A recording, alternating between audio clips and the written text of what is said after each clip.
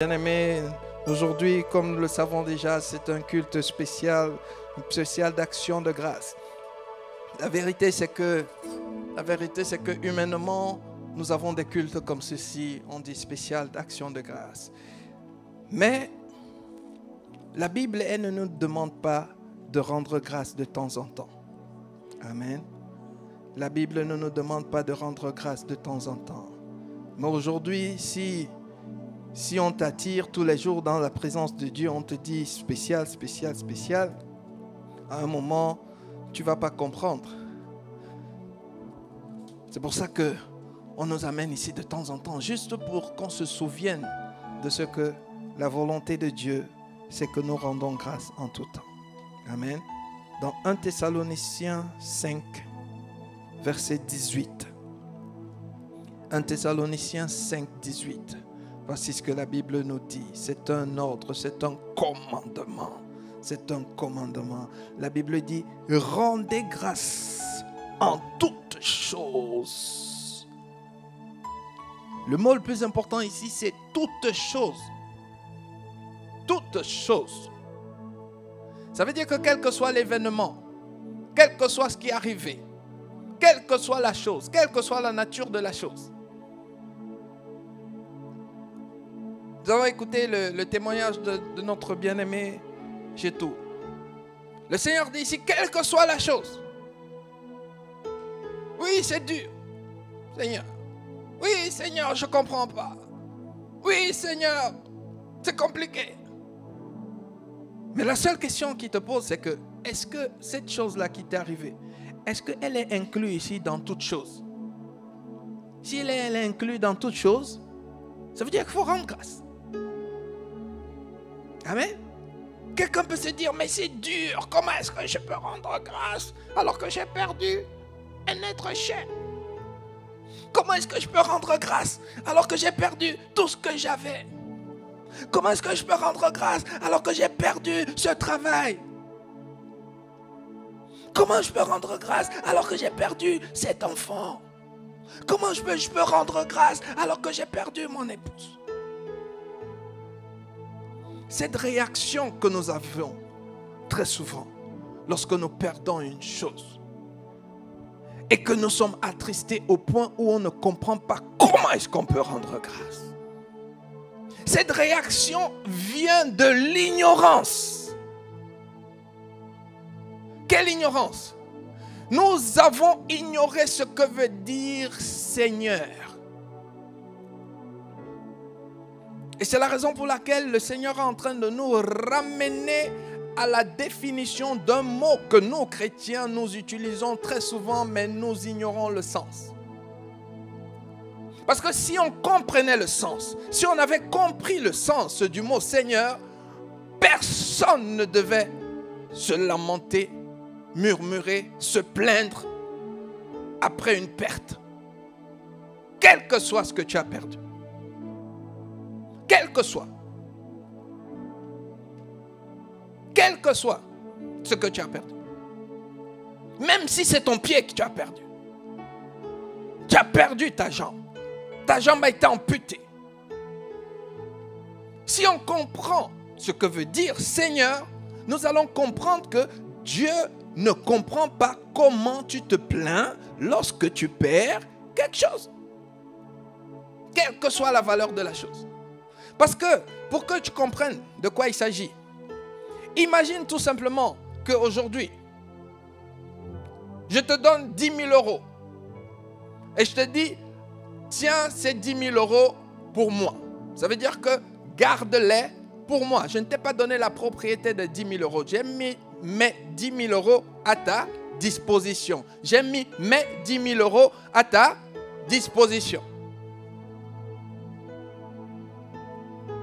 Et alors, imagine que le lendemain, je viens, ou une semaine plus tard, ou peut-être un an plus tard, je reviens et je reprends mes 10 000 euros. Est-ce que tu vas te plaindre?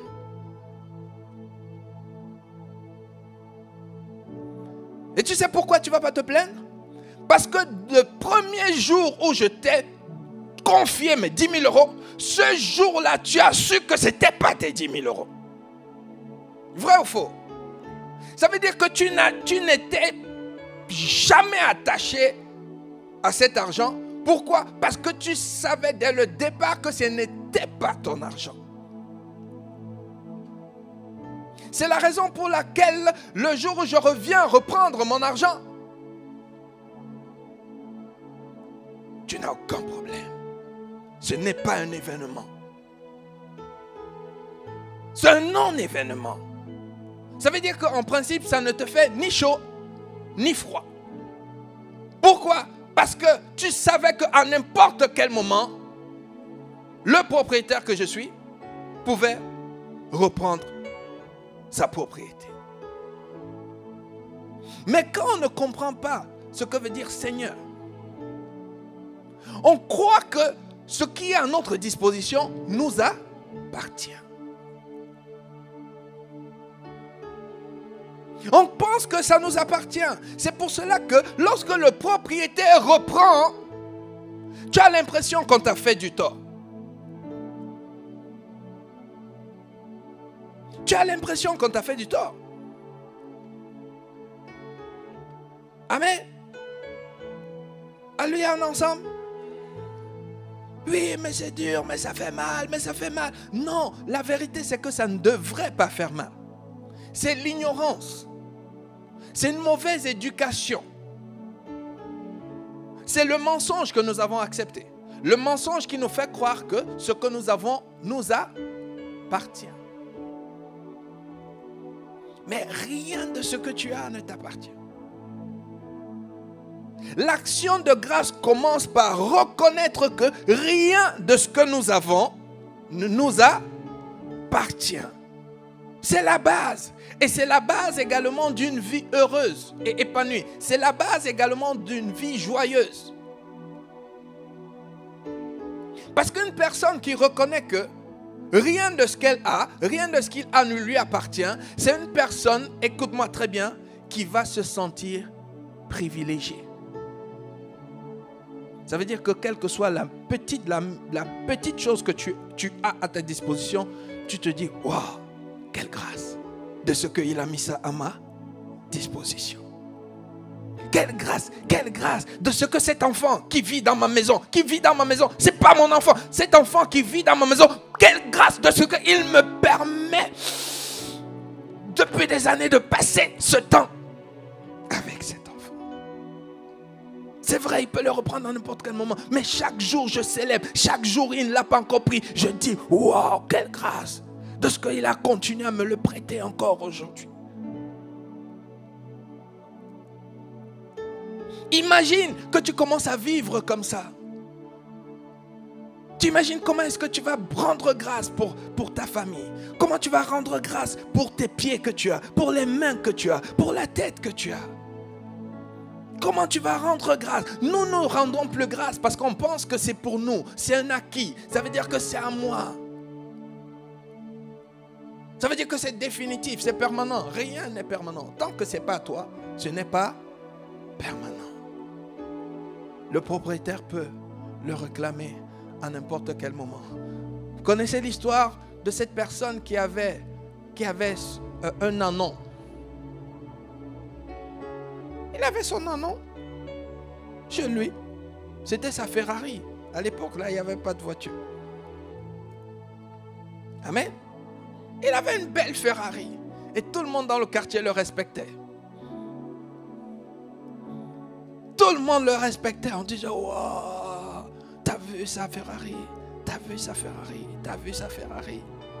Et un jour, Jésus avait besoin d'une Ferrari pour se déplacer. Il a dit à ses disciples, va dans cette rue. Telle adresse. Mais ça correspond peut-être à ton adresse. Ok? Il a dit, va, tu prends cette Ferrari. Et s'il te dit, mais c'est quoi ça? Tu es un voleur? Non, tu lui dis, non. Le vrai propriétaire On a besoin. Est-ce que dans la Bible, est-ce qu'on t'a dit que cette personne-là a résisté? Est-ce que cette personne s'est plainte?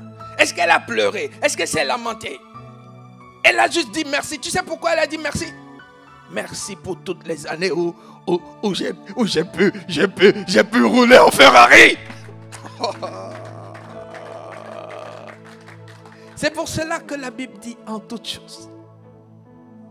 Quelqu'un est en train de comprendre maintenant pourquoi il peut dire en toutes choses, rends grâce.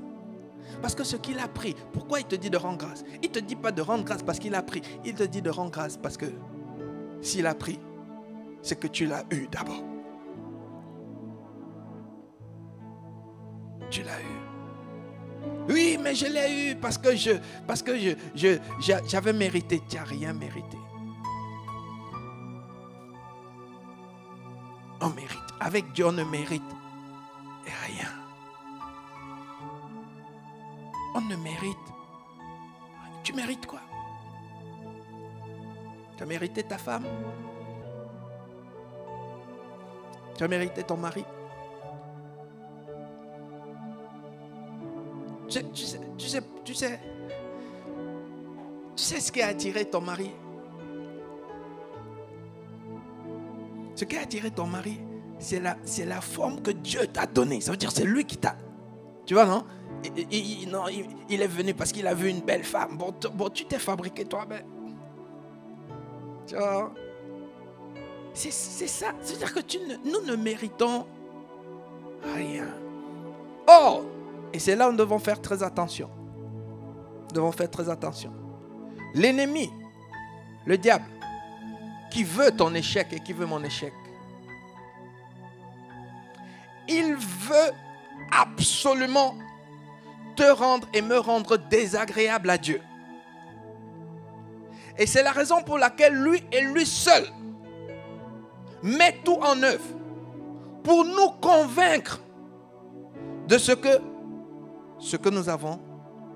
Non seulement c'est à nous, mais en plus on l'a mérité. Et ça, c'est une abomination. Je reviens encore à cet exemple de 10 000 euros. Imagine, tu donnes 10 000 euros à quelqu'un. Tu dis, garde ça pour moi. Et maintenant, tu veux reprendre tes 10 000 euros. Personne ne te dit, non, c'est à moi. Bon, tu ne veux même pas prendre les 10 000 euros. Tu lui dis, j'ai une situation là. J'ai besoin que tu m'amènes 1 000 euros sur mes 10 000. J'ai une facture à payer. La personne te dit non. Non. Mais amène, tu dois payer cette facture-là. Amène 10 000 euros. Amène 1 000 euros. 1 000 euros sur mes 10 000. Dis non. Non. Bon, explique-moi toi-même. Comment tu vas te comporter? Quelle sera ta réaction? Non, regarde, quand toi-même tu vas regarder cette personne, en fait, tu auras envie de te dire que, mais attends, il est fou ou bien, bon, qu'est-ce qui s'est passé? Tu ne peux même pas comprendre. Vrai ou faux? Ça veut dire que pour toi, ça n'a pas de sens. Et bien aimé, je viens t'annoncer que c'est comme ça que Dieu te regarde. C'est comme ça que les anges te regardent. Les anges disent, mais attends, mec, mais comment il peut être fou comme ça? Ça veut dire qu'en fait, ça dépasse la folie. Ça veut dire que même le fou, il ne se comporte pas comme ça. Et c'est comme cela que le monde spirituel nous regarde. Tu dis, mais comment il peut être aussi insensé? Je lui ai donné pas la propriété, j'ai mis entre ses mains pour qu'il garde.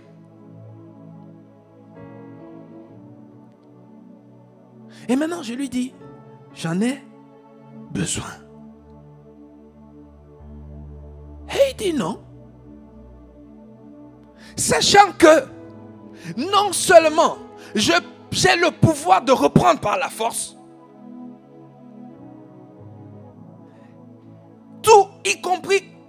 personne elle-même. Bien-aimé, je veux que tu prennes quelques instants pour regarder comment nous sommes insensés. Ça veut dire que tu es en train de dire non à celui qui, en un claquement de doigts, le souffle de vie t'est retiré. Tu tombes, c'est fini. Ça veut dire que tu tombes. Et puis il revient et il reprend les 10 000.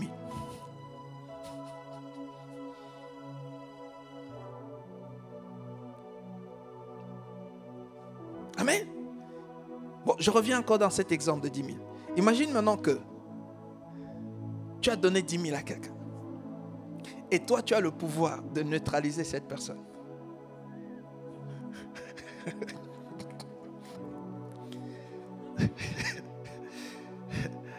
Parce qu'aujourd'hui, la façon de récupérer les 10 000, pour nous aujourd'hui, c'est quoi? C'est que tu cherches un avocat, tu vas au tribunal, après tu payes l'avocat, après on remet l'affaire, 1 mois, 2 mois, 3 mois, 4 mois, après tu as le jugement. Quand tu as le jugement, maintenant il faut exécuter le jugement, ça prend encore du temps. Et après maintenant, quand tu es en train d'exécuter, il n'y a même pas les 10 000 à donner une fois. On te dit que oui, on va te donner 200 € par semaine, tu vois, non, c'est ça.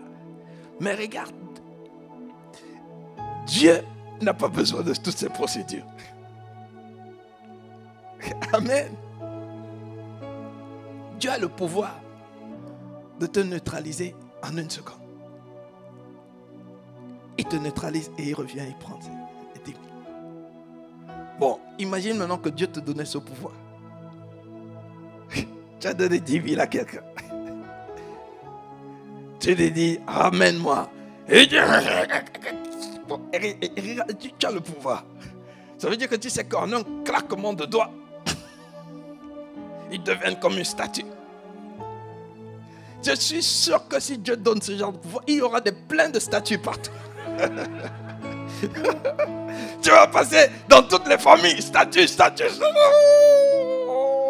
veut dire que ceux qui ne seront pas les statues seront très peu. Amen.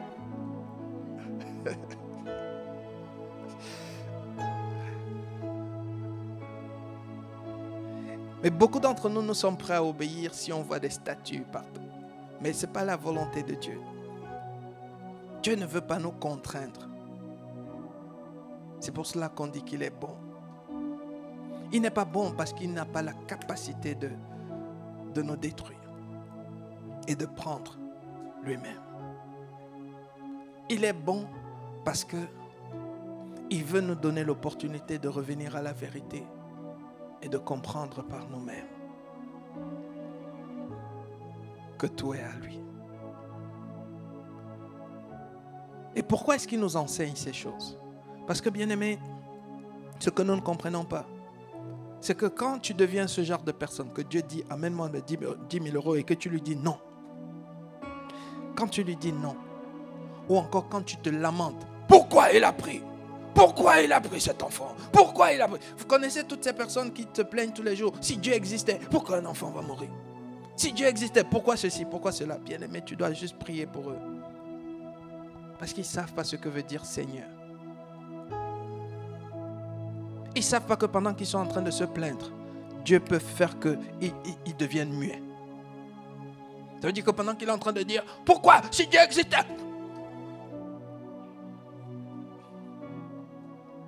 Et toi maintenant qui es enfant de Dieu devant lui, Dieu te dit, prie pour que le Dieu qui dit qu'il n'existe pas, lui ouvre la bouche. Et toi tu lui dis, mon frère, ma soeur, Seigneur, viens de me mettre à cœur que je prie pour toi, afin que tu retrouves la parole. Tu pries. Et là maintenant, qu'est-ce que la personne fait? Elle va se mettre en genoux. Mais Dieu n'a pas envie de faire toutes ces choses par amour. Mais l'apôtre Paul a dit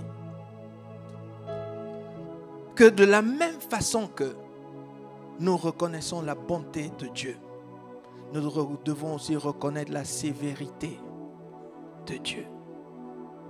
Amen.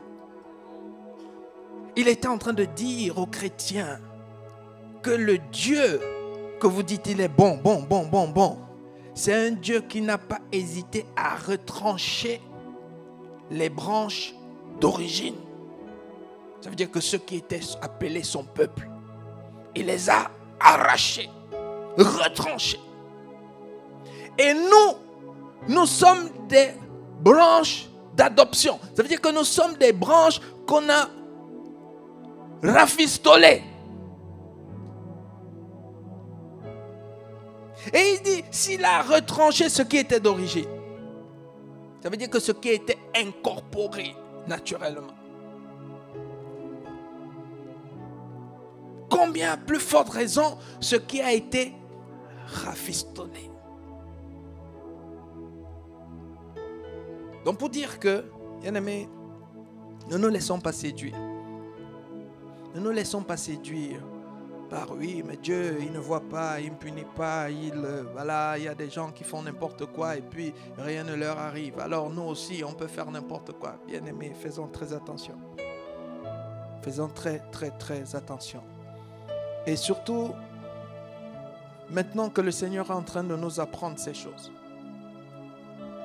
la Bible dit qu'à ceux qui ont beaucoup reçu, on demandera beaucoup.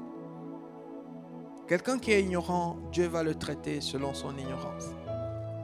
Mais quelqu'un qui a la connaissance, Dieu va aussi le traiter selon sa connaissance. Nous ne pouvons plus dire que nous ne savons pas ce que veut dire Seigneur. Seigneur nous a appris. Et il est en train de nous apprendre. Et il va continuer à nous apprendre. Mais lorsque Dieu parle, ce n'est pas pour que nous écoutons seulement. C'est pour que nos vies changent. Amen. Aujourd'hui, alors que nous sommes dans un culte spécial, l'action de grâce, nous associons l'action de grâce à la Seigneurie. Parce que si tu n'associes pas l'action de grâce à la Seigneurie, tu ne vas pas comprendre pourquoi on doit rendre grâce. Tu ne peux pas comprendre pourquoi tu dois rendre grâce lorsque tu veux manger. C'est pour ça que tu manges. Et parfois, c'est des enfants qui te disent « Mais maman, tu n'as pas prié. »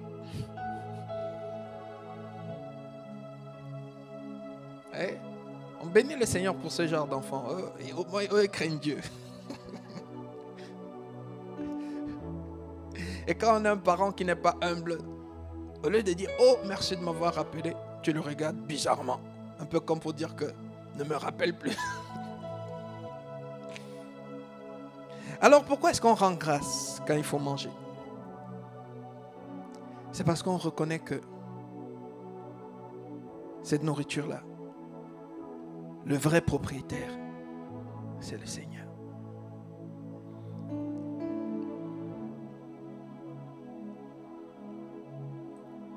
Oui, littéralement, c'est le propriétaire. Paul a dit que lui, Paul, il a pris la casquette d'agriculteur. Il dit que lui, Paul, il peut semer. Amen. Mais encore plus loin, il avait aussi dit que qui donne la semence au semeur, c'est encore le propriétaire. Ok? Donc le propriétaire te donne la semence. Il donne la semence à l'agriculteur. Aucun agriculteur ne fabrique la semence. Alors, l'agriculteur, qu'est-ce qu'il fait? Il sème. Et après, il arrose. Mais Paul a dit qu'il y a un seul qui a la capacité de faire croître. C'est le Seigneur. La nourriture que nous mangeons tous les jours. Il y a un agriculteur qui a pris la semence de Dieu.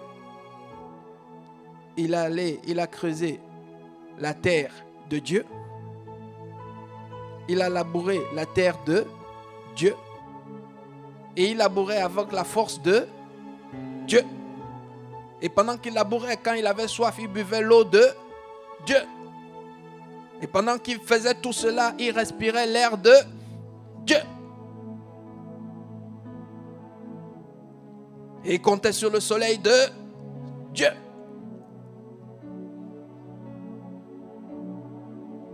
Et quand il a semé, il allait se coucher.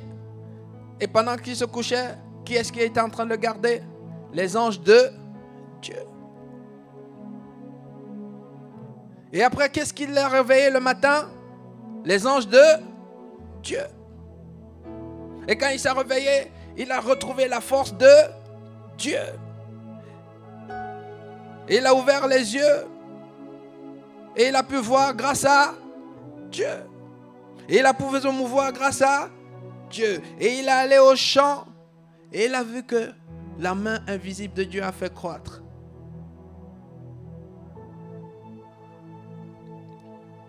Amen. Il a récolté ce que Dieu a fait croître.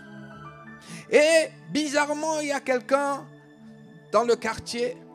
Lui, depuis qu'il est né, son aspiration dans le cœur, c'est juste que non, lui veut avoir un supermarché. Il veut avoir un supermarché, mais tu ne peux pas devenir médecin. Tout le monde veut devenir médecin. Non, non, non, moi ça ne me dit rien. Moi c'est supermarché. Moi c'est supermarché. Moi c'est supermarché. Qui a fait ça? Qui lui a mis à cœur que supermarché? C'est Dieu. Et il y a un autre. Dans sa famille, tout le monde est avocat. On lui dit, toi aussi, non. Lui veut avoir un business de transport. Transport de marchandises. Ça veut dire que lui, il veut seulement aller chez le fermier, prendre la récolte et l'amener chez le supermarché. Et un autre, lui, tout ce qu'il veut, c'est juste être boulanger. Amen. Bien-aimé, regarde comment Dieu mobilise des personnes partout dans le monde, juste pour que toi tu aies à manger. Et après tu prends, tu manges et puis tu manges comme si, oh mais bien sûr, c'est mon argent qui m'a, c'est parce que j'ai l'argent. C'est parce que tu as l'argent. Ton argent peut convaincre quelqu'un à devenir agriculteur. Si toi on te dit de devenir agriculteur, tu vas vouloir? Non. Mais Dieu a fait un agriculteur pour toi. Dieu a fait un businessman qui lui a juste voulu servir dans l'agroalimentaire pour toi. Dieu a convaincu quelqu'un à devenir éleveur pour toi. Peut-être même que la femme que lui voulait épouser l'a rejeté parce qu'il est éleveur. Il a perdu toutes ses opportunités juste pour toi. Maintenant tu as mangé. Tu dis, oh mais non, c'est mon argent. C'est mon argent. C'est mon argent. Et le seul qui nous pousse à penser comme ça, une fois de plus, c'est le diable. C'est le diable. Bien-aimés, c'est pour cela que nous devons fuir le mensonge du diable. Parce que comme nous le savons dans Romains 6, verset 16, si nous n'obéissons pas à Dieu, est-ce qu'on peut nous mettre Romains 6, 16, s'il vous plaît? C'est la raison pour laquelle je nous supplie, bien-aimés, acceptons ce que le Seigneur est en train de nous enseigner pour que nous revenions à la vérité. Romains 6, 16, la Bible dit, ne savez-vous pas qu'en vous livrant à quelqu'un comme esclave pour lui obéir, vous êtes esclave de celui à qui vous obéissez, soit du péché qui conduit à la mort, soit de l'obéissance qui conduit à la justice. Bien-aimé, chaque fois que tu n'es pas en train de rendre grâce en toutes choses, tu es en train d'obéir à quelqu'un. Celui-là qui ne veut pas que tu rendes grâce en toutes choses, il s'appelle le diable. C'est pour cela que quel que soit ce que tu as perdu, si tu te lamentes, qu'est-ce qui va se passer? C'est le diable qui va prendre le contrôle de ta vie. Plus tu vas te lamenter, plus tu vas perdre les choses. Cette fois-ci, tu vas perdre les choses parce que c'est lui que tu as invité dans ta vie et il va venir détruire ta vie. Vous connaissez des personnes qui ont perdu un être cher. Ils se sont tellement lamentés qu'ils sont tombés malades et ils sont morts eux aussi. Amen. Vous croyez qu'ils sont morts de quoi? C'est leur lamentation qui a ouvert la porte au diable, donc à l'esprit de mort qui est venu les prendre eux aussi. Ces personnes-là ne devaient pas mourir. Mais elles ont choisi d'obéir au diable en refusant de rendre grâce. C'est pour ça qu'elles sont mortes. C'est pas Dieu. Dieu n'a rien à voir avec. On va dire oui, mais Seigneur, mais pourquoi tu as laissé? Est-ce que c'est Dieu qui a laissé? Est-ce que c'est Dieu qui a permis? Non, ce sont ces personnes qui n'ont pas rendu grâce. Mais pourquoi elles n'ont pas rendu grâce? Par ignorance. Parce qu'elles ne savaient pas que les 10 000 euros n'ont jamais été leurs 10 000 euros.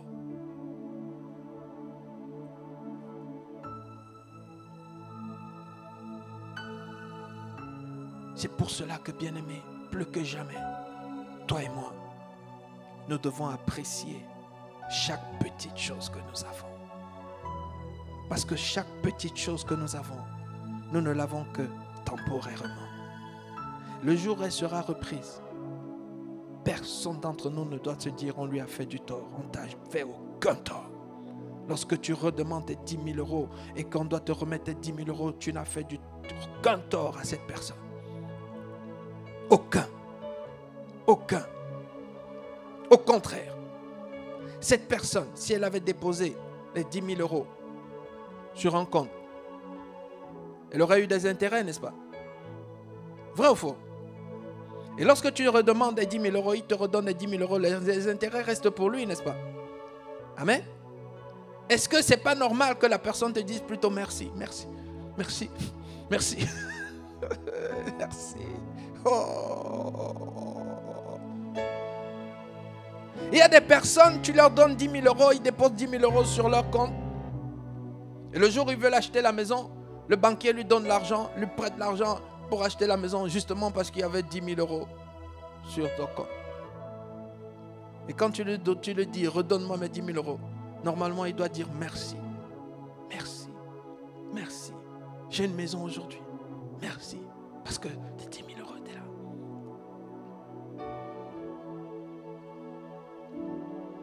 Bien-aimés, arrêtons d'être ingrats. Hier, on était ingrats parce qu'on ne savait pas. Hier, on était ingrats parce qu'on ne comprenait pas pourquoi. Ah, moi, mon truc, mais non, j'ai perdu mon. Non, faisons pas ça. Parce que quand on fait ça, non seulement Dieu n'est pas glorifié, mais le pire, et c'est ça que nous devons éviter. Le pire, c'est que le diable entre dans nos vies. Et dans Jean 10, la Bible dit que quand le diable entre dans ta vie, qu'est-ce qu'il fait? Il vient dérober, il vient détruire, il vient égorger. Ça veut dire que même les 10 000 là que tu voulais plus donner à Dieu, parce que tu as invité le diable dans ta vie, qu'est-ce qu'il va faire? Lui va les détruire. Donc au final, tu vas perdre. Amen. Bien-aimé, n'écoutons pas. Aujourd'hui, tu connais la vérité. Mais les gens autour de toi ne connaissent pas la vérité. Ça veut dire que les gens autour de toi vont te pousser à te plaindre.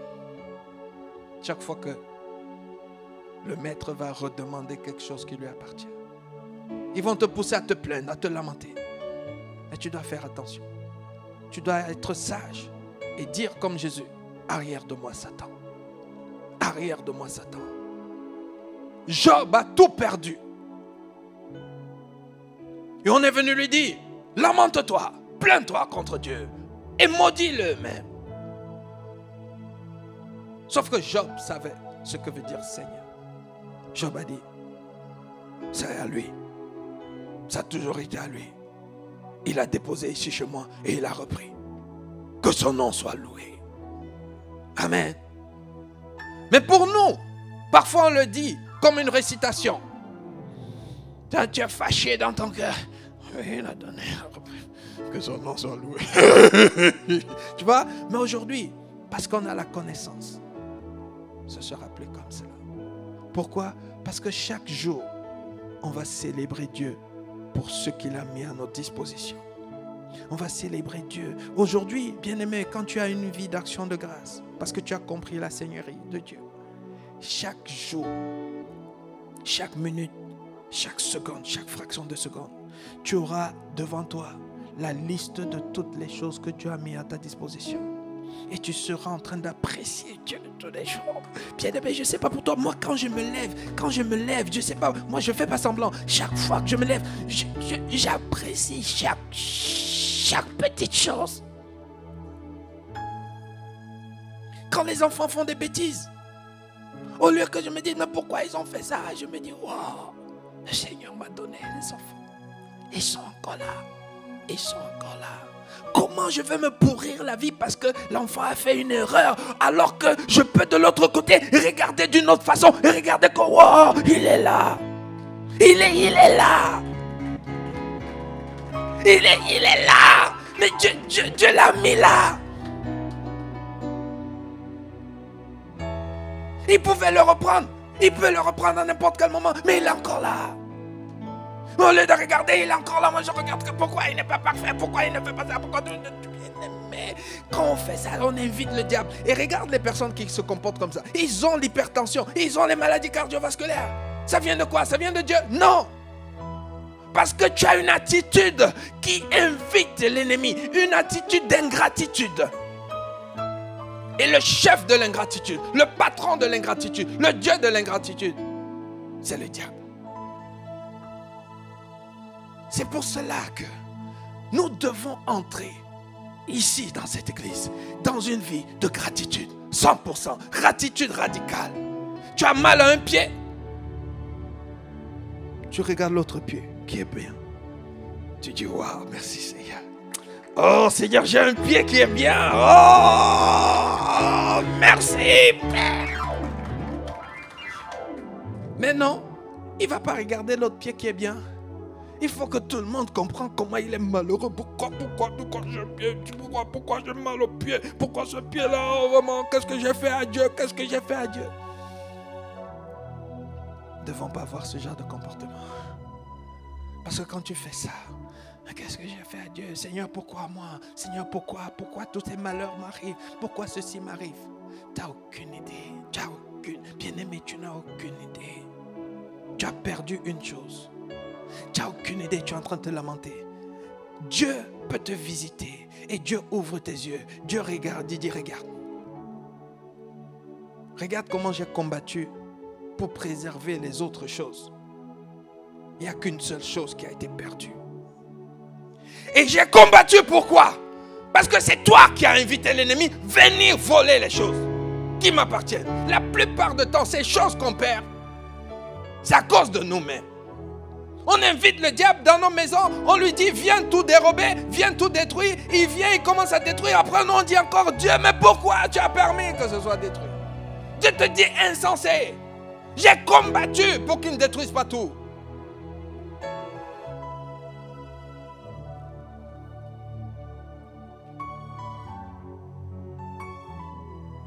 Nous avons un bon Dieu. Il nous veut tellement de bien que la moindre des choses, pour nous, bien-aimés, c'est qu'on compte ses bienfaits tous les jours. On ne mérite rien, on ne mérite rien, on n'a aucun droit, aucun droit, aucun droit. Tu n'as aucun droit, tu n'as pas de droit à la vie, tu n'as droit à rien. Oublions toutes ces histoires qu'on nous a racontées dans le monde. Tu as droit à ceci, tu as droit à cela, tu as droit à ceci. Tu n'as droit à rien, tu as droit à rien, tu as droit à rien. Allez dans les hôpitaux, allez dans les soins palliatifs. Et allez dire à ces gens-là qui sont en train de mourir, il dit revendique ton droit de vivre, revendique ton... Va faire ça. Va leur dire, allez envoyer les avocats, allez revendiquer vos droits de vie. Qui fait ça? Qui est fou de faire ça? Même le médecin, il est là, il est incapable, il est impuissant, il ne peut rien faire. L'argent de cette personne ne peut rien faire, il y a quel droit? Mais dans les papiers, dans les constitutions, dans les lois des hommes, on écrit, tu as le droit à la vie, droit à la vie. Quel droit à la vie? Tu as quel droit à la vie? Va dans les cimetières, tu vas voir, les mêmes personnes qui ont écrit ces constitutions-là, ils sont là-bas. Pourquoi ils n'ont pas revendiqué leur droit à la vie? La vie est gouvernée par Dieu, lui seul. Lui seul est le Seigneur. Lui seul est le Seigneur des Seigneurs. Lui seul est le propriétaire de toutes choses. Lui seul est le maître et il règne en majesté. Personne d'autre. C'est lui qui tient l'univers au creux de sa main. Ce n'est pas le scientifique. Ce n'est pas le chef d'État. Ce n'est pas eux. Ce n'est pas eux. Ouvrons les yeux, bien-aimés. Ne nous laissons pas séduire par toutes ces choses.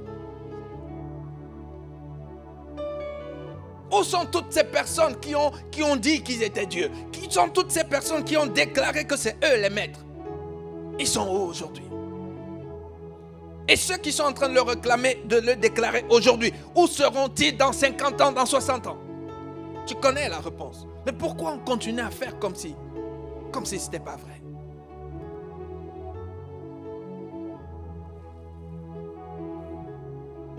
Nous existons parce que Dieu l'a voulu. Nous sommes encore là parce qu'il a voulu. Rien d'autre.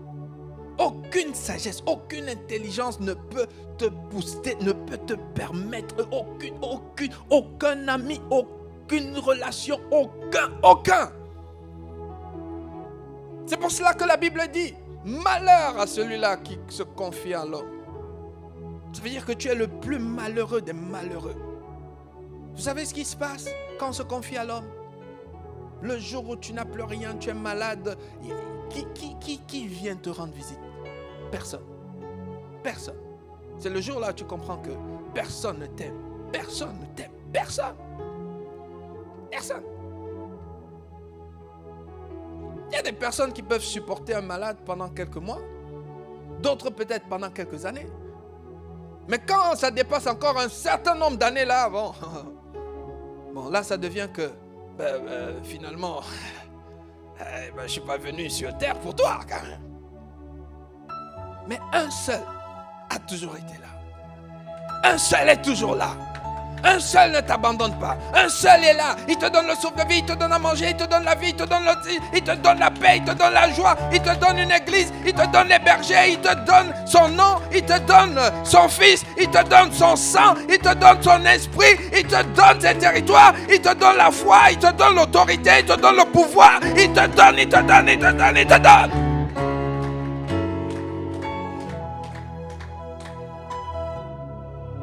Et il te donne encore accès à lui. Il dit que si ce n'est pas suffisant, viens dans la prière. Mais c'est lui que nous traitons comme moins que rien. C'est lui que nous mettons au tribunal tous les jours. On lui dit pourquoi? Explique-moi pourquoi l'enfant doit mourir. Explique-moi pourquoi ceci. Explique-moi pourquoi cela. Explique-moi pourquoi ceci ou cela.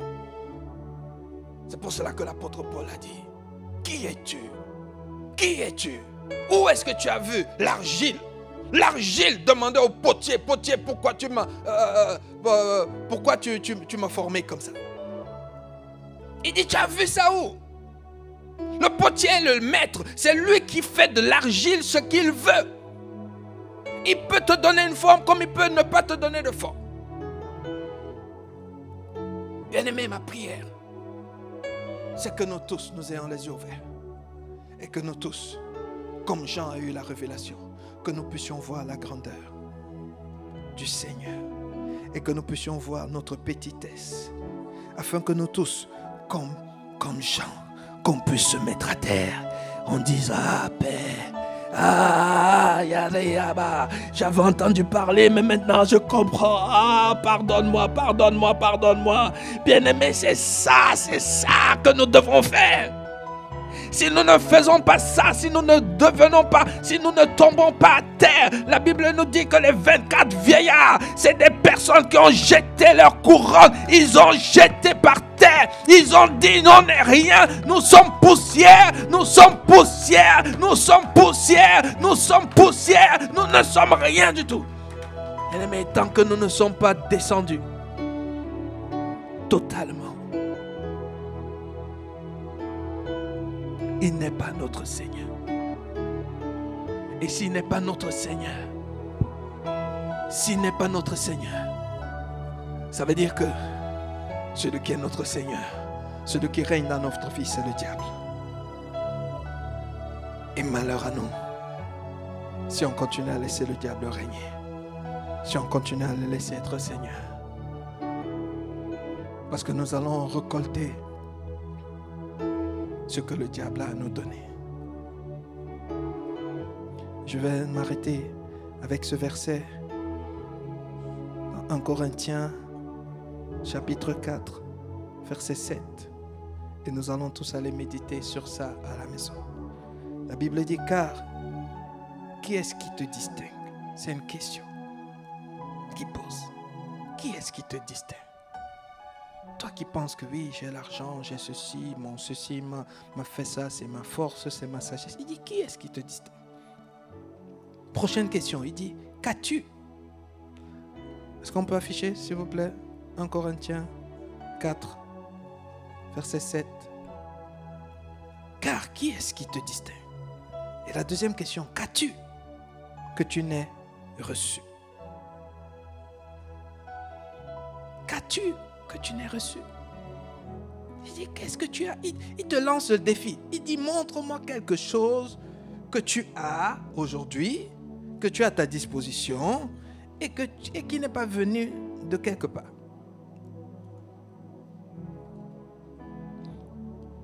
Comme tu n'as rien trouvé, il dit, alors, ça veut dire qu'il n'y a rien. Tout ce que tu as, tu l'as reçu.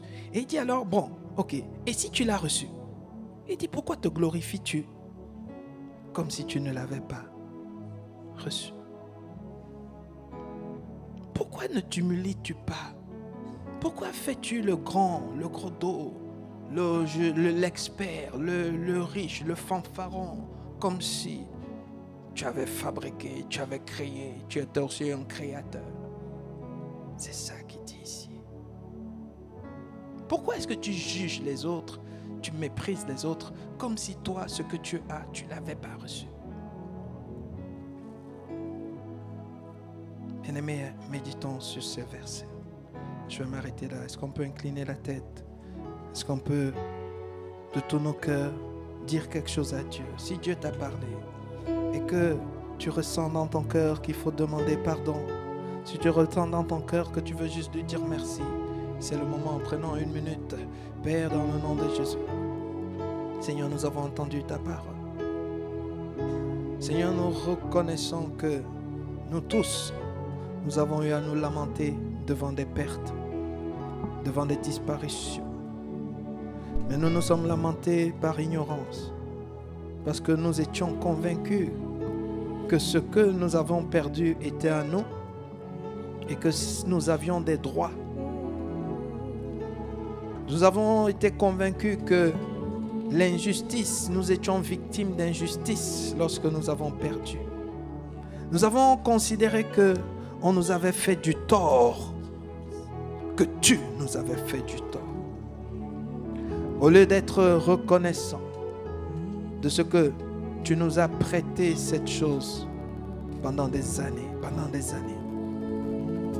Mais alors que tu nous avais prêté ces choses, nous n'avons jamais pris le temps d'apprécier. Et c'est seulement le jour où tu as repris que subitement nous avons réalisé que c'était des choses de grande valeur. Ramène-nous dans la vérité. Ramène-nous. Apprends-nous à apprécier chaque minute, chaque seconde des choses que nous avons. Apprends-nous à apprécier notre corps, apprécier notre santé, apprécier les enfants, apprécier l'époux, l'épouse, à apprécier l'église, apprécier, Seigneur, les bergers, apprécier les frères et les sœurs, à apprécier, Seigneur. Ne nous laisse plus être irrités. Non, Père, au lieu de l'irritabilité, Seigneur, donne-nous l'action de grâce. Oh, Shalebaro, Shalabaya, quand nous avons mal à un pied, Seigneur, au lieu de te plaindre, Seigneur, laisse-nous jubiler pour l'autre pied qui se porte bien.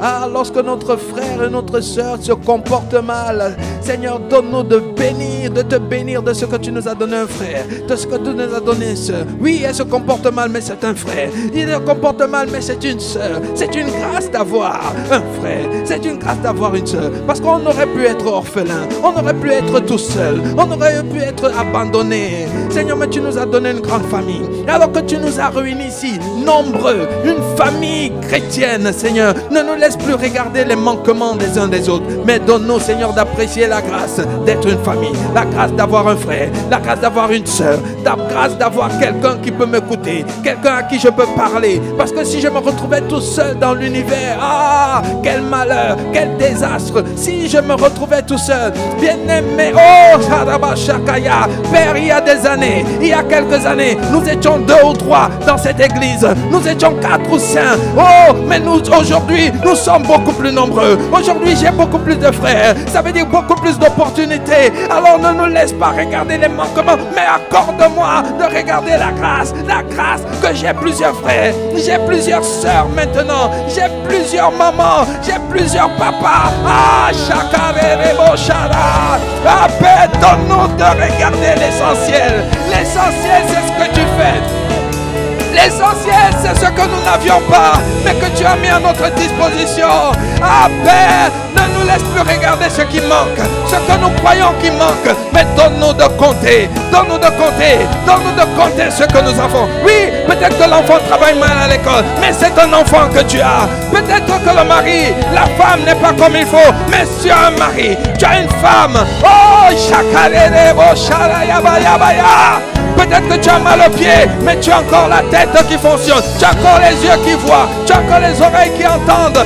Père, donne-nous de voir comme tu vois. S'il te plaît, ne nous laisse plus être ingrats. Ne nous laisse plus être ingrats. Parce que l'ingratitude n'est pas de Dieu. L'ingratitude, c'est être l'ami du diable.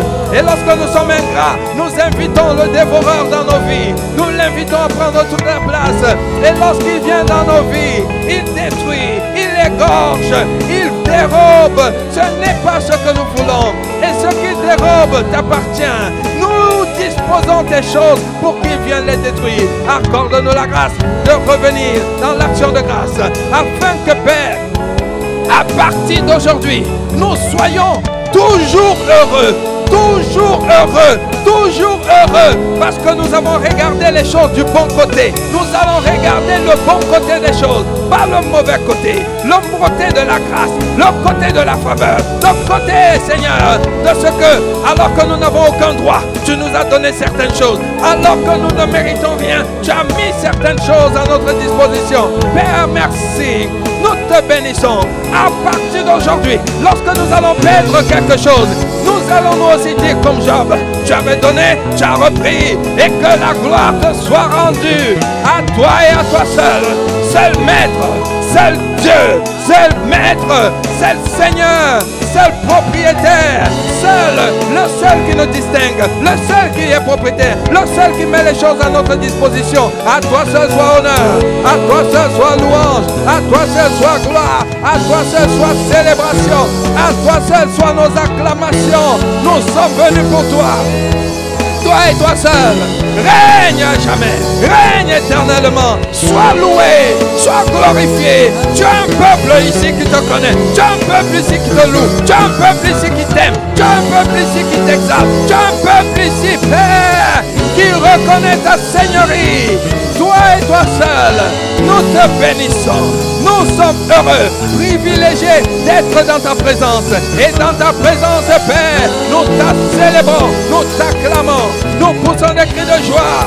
Tu es le roi des rois, le Seigneur des seigneurs.